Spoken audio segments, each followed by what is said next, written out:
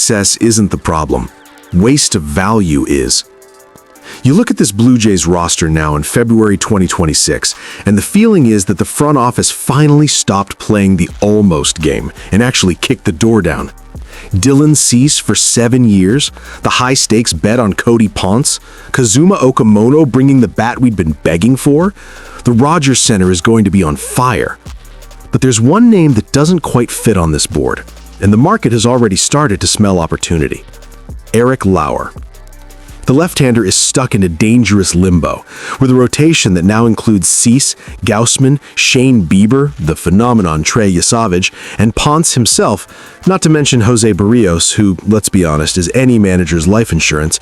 Lauer has become a luxury that's far too expensive to keep sitting in the bullpen or waiting around for an injury we're all hoping never comes.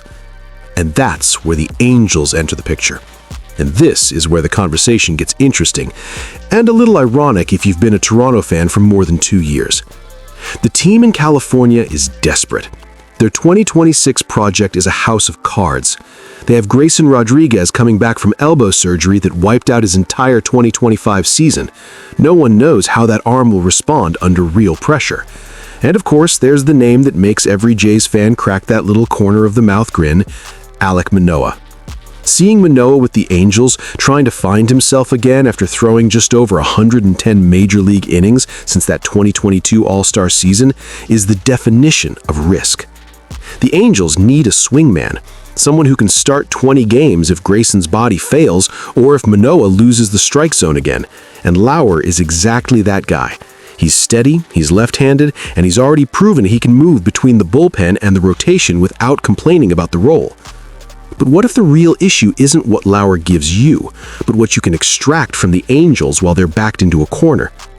The name on the table is George Klassen, and if you're not following the LA farm system, you should be. Klassen is a right-hander who makes the ball disappear. His strikeout rate is absurd, the kind of arm you look at and project a future of dominance at the back end of games or even as a rotation pillar 2 years from now.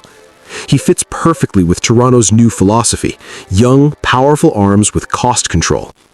The math for Ross Atkins is simple, but brutal. Do you keep Lauer as a luxury insurance policy in Toronto, knowing he won't pitch much? Or do you take advantage of a team that has a banged-up Grayson Rodriguez and Manoah as a total unknown to reel in a talent like Klassen? The risk isn't the talent, it's the depth. If you trade Lauer today and Shane Bieber feels something in his arm in May, you'll look back and ask why you let a reliable veteran walk for a prospect who's still maturing. But modern baseball is about market value, and Lauer's value will never be higher than it is right now, with half the league needing starting pitching and the Angels staring into the abyss. Almost no one is talking about the quiet financial impact here. Toronto already opened the vault. Cease wasn't cheap. Okamoto costs $60 million over 4 years. The payroll is pushing the ceiling. Moving Lauer's contract and replacing it with a farm system arm like Klassen isn't just a technical decision, it's a financial survival move to keep this core competitive longer. Now stop for a second, because there's a detail here that changes everything. We're talking about strengthening an American League rival with a pitcher who knows our hitters. Lauer on the Angels could be the missing piece that helps them push for a wild card, the same wild card we hope we won't need, but that's always lurking. Is it worth giving LA that breathing room in exchange for an uncertain future with Klassen? The technical analysis says yes. Klassen has the profile Toronto loves to develop.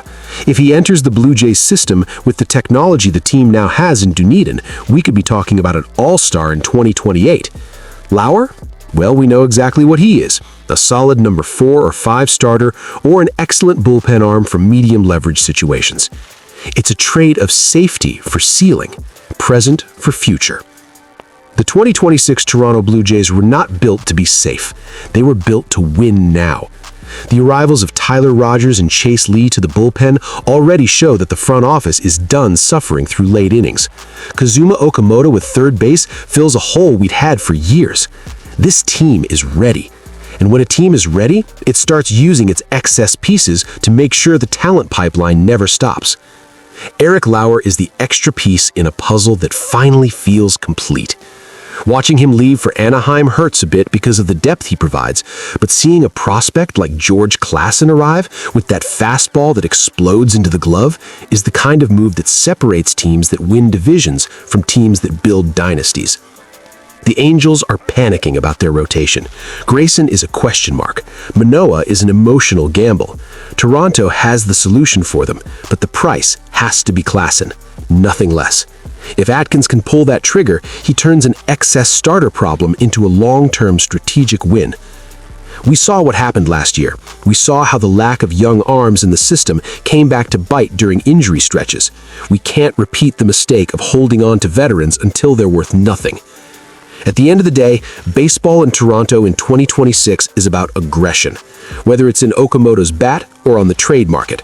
The message to the rest of the league is clear. If you have what we want and we have what you desperately need, the price will be high. So, what do you prefer? The safety of keeping Lauer collecting dust in the bullpen just in case?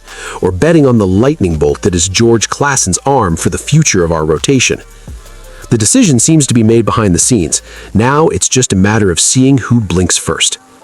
Sound off in the comments. Do you trust the health of our five starting enough to move on from Lauer now? Or does the trauma of past seasons make you want to hold on to everyone until October? Until the next analysis, no makeup, just the real game.